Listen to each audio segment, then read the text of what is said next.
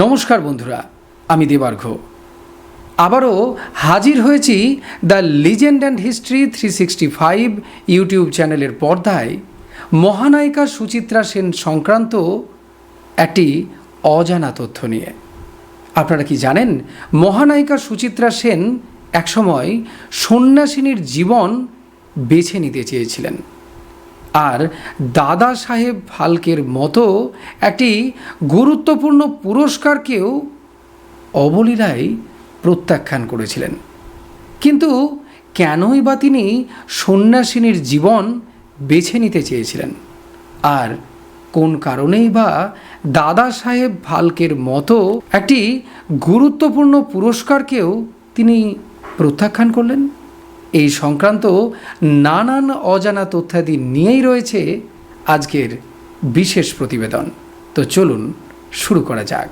একটি সাক্ষাৎকারে সুচিত্রা সেন বলেছিলেন, দেবকী বসুর ভগবান শ্রীকৃষ্ণ চৈতন্য চলচ্চিত্রটি তার জীবন দর্শন বদলে দিয়েছিল।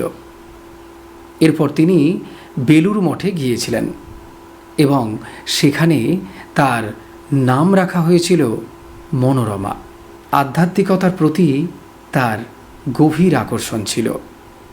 2005 সাল ভারতীয় চলচ্চিত্রের সর্বোচ্চ সম্মান দাদা সাহেব ফালকে পুরস্কারের জন্য তার নাম ঘোষণা করা হলো। কিন্তু শর্ত ছিল, দিল্লিতে গিয়ে রাষ্ট্রপতির হাত থেকে সেই পুরস্কারটি তাকে গ্রহণ করতে হবে। কিন্তু তিনি তখন বহু বছর ধরে জনসম্মুখে বা ক্যামেরার সামনে আসতেন না। নিজের গোপনীয়তা ও আত্মসম্মান বজায় রাখতে তিনি সেই সম্মান গ্রহণ করতে অস্বীকার করেন। এটাই ছিল সুচিত্রা সেন। খ্যাতির শীর্ষে থেকেও নিজের আদর্শ ও ব্যক্তিত্বের সঙ্গে কখনো আপোস করেননি। আপনারা কারা এরকম রয়েছেন যারা নিজেদের আদর্শ এবং ব্যক্তিত্বের সাথে কখনো আপোস করেননি?